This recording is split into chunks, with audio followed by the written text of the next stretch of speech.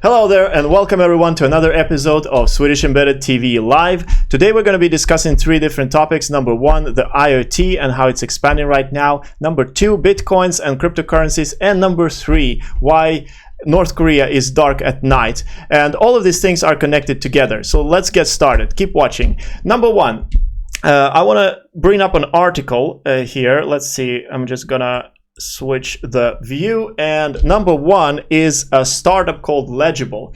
Now we all know that Bitcoin is already providing a ledger. It's basically a ledger system which is based on a distributed database where the database can automatically keep track of all transactions and of the consistency of the database. So it becomes extremely difficult to tamper with this database. But what is missing is connections to traditional accounting and being able to label transactions, reconcile transactions, and sort of do the daily accounting management, which is not included in the currency itself, which is quite obvious because the currency itself is just the currency, just the way we transfer, make transactions in this distributed database. So Legible is developing a solution for this in collaboration with Storage, which is a distributed file system. We're seeing a lot of this new implementations, new projects, new products being developed on the blockchain, and everything is distributed. Blockchain is the first time we can truly have a distributed database where we can keep track of all the changes and keep it also consistent and tamper-proof, which is very attractive to many serious projects that are being started in this space. So I think this is gonna be very good, and it's gonna be a lot more need for such solutions. We're gonna be seeing Bitcoin integrated into traditional accounting systems more and more as it's being used more. And as we get more currencies, as we get national currencies, when countries will have their own cryptographically enforced currencies which nobody can tamper with, we're gonna be seeing more demand in this space for people who understand the technology, for people who can implement solutions using the technology, and for people who can integrate this technology, but even more so for people who can actually sell the technology to the masses and to the people. And this is all the entrepreneurs out there who are passionate about getting products out to the people, and more so than being passionate about the technology itself, even though technology itself is absolutely fantastic. We have never seen anything like this before, since like accounting has been definitely changed forever with the advent of the distributed ledger. It's really exciting. There's a lot of exciting stuff happening. Let's go right straight into our next story. But before we do that, I want to just mention OpenWRT or Odoo, which is open source accounting software, and it's one of the best open source ERP solutions out there.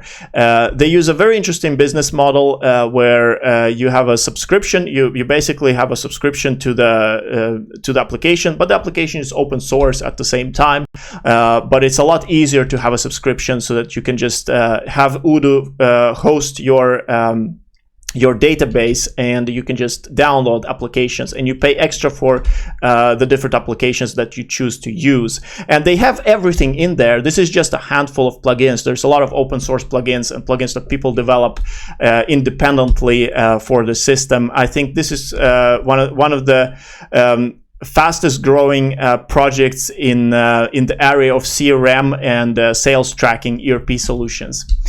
So if you're interested, feel free to check it out. Now let's go to the next story, which is a podcast which I found earlier today, which I think is really good.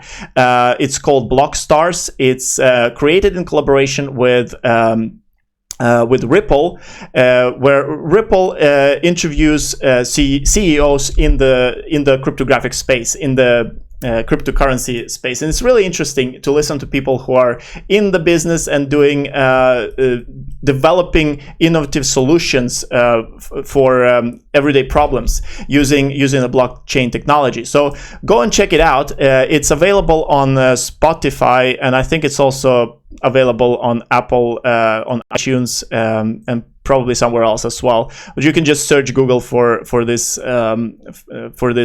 title, and you will find it.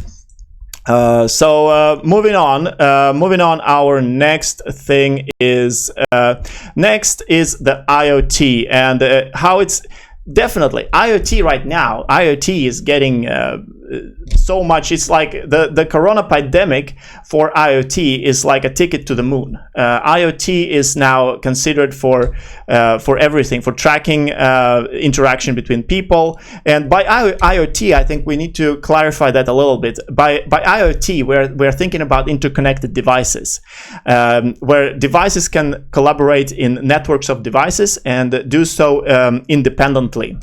And this meshes really well into the developments that have been going on the blockchain size, and also on the developments that are happening in 5G. So we have these three things. We have 5G, we have the blockchain, and we have IoT. And they're all related. With 5G, we're going to be getting insane amounts of bandwidth, which is good for IoT, because now the IoT devices will be able to transfer more data and do so more reliably with 1 millisecond precision, which has not been possible with earlier technology. But there is a vast amount of data that is being processed by IoT devices. I think the statistic is 73 trillion gigabytes. That's a lot of data, and all of that data needs to go somewhere. Needs to be transferred from one device to another, to a database where it's maybe going to be visualized, and it requires bandwidth and connectivity, reliable connectivity. 5G is going to provide that. But blockchain is going to provide consistency and the ability to guarantee that the network is not being tampered with.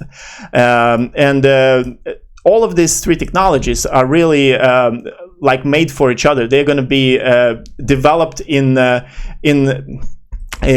synchronously, all of them going to be developed at the same time, and this is really going to lead to a lot of new applications being created using all three of them. Moving on to next story, and at what cost? At what cost is all of this happening?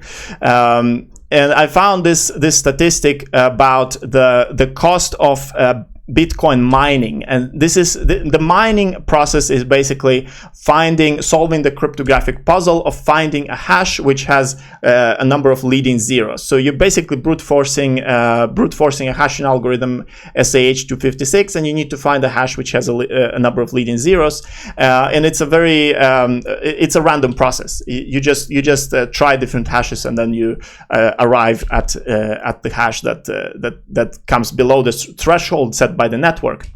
But all of this consumes energy, and it's insane amount of energy. It's analyzed total footprints is close to New Zealand, and the single transaction footprints are absolutely insane. I was actually surprised when I saw this. This is equivalent to 23.32 days of normal electricity consumption, and almost 820 Visa transactions per one Bitcoin transaction. So this is something we're not hearing. Like this is not something that people are talking about, but vast amount of energy are required for keeping the network up and running. And what is going to happen if the energy supply is disrupted? What's going to happen if, for example, half of the network suddenly is cut off from the rest of the network? And we know that we need to have majority consensus in this network, so to prevent tampering. And so if you have a network that is suddenly being cut off, we don't know how that's going to affect. Probably the network will actually be able to handle that, but then we have two different networks that are now competing with each other. So consistency can be affected by lack of supply to energy, or lack of energy. And how is this gonna grow? The way the system is designed is that it's incentivizing the miners to spend as much energy as absolutely possible. So they're gonna burn as much energy as they can. as they can economically before they stop. So they're going to be basically just pushing as much energy into the mining process as possible, and it's growing exponentially. It's really increasing all the time.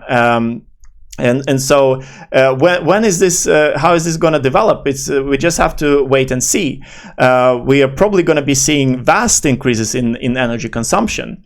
And you might wonder, like, why is North Korea dark at night? It's completely dark. There is nothing happening in there. Like, what is Kim doing every single day when the energy to all the cities is just turned off? Like, where is all the energy going? Maybe looking at this, you can kind of make a speculation of where it's all going. And when I think about it myself, I kind of imagine this video of how Kim is mining bitcoins. So that's pretty much it for today. There is over 100,000 nodes in the network at this time, and it's a technology that you need to learn about. It's going to be in one form or another. Maybe not as bitcoins. Maybe it's going to be national currencies, but they're going to be built on some variation of this technology. And we are seeing technologies like Ethereum, which introduced a programmable policy for the network, so that the policy in the network is no longer static. It's programmable, so you can have smart programmable contracts in the network where certain accounts can receive funds from only certain other accounts, and you can enforce policies. You can enforce logic in the way transactions are being made, and that is really powerful. It's a powerful platform for all kinds of applications. They have their own language called Solidity. You can look it up and learn it, because it's going to be useful. It's skills that are going to be in high demand as this technology expands, and it's going to be very fun to see. So that's it for now. I don't have anything else for today. I want to thank you for being here. Thank you for watching. If you want to discuss any of these topics, you're free to email me at info@swedishembedded.com. So just send an email to info@swedishembedded.com, and I'll see you in the next episode. Thanks for watching. Bye.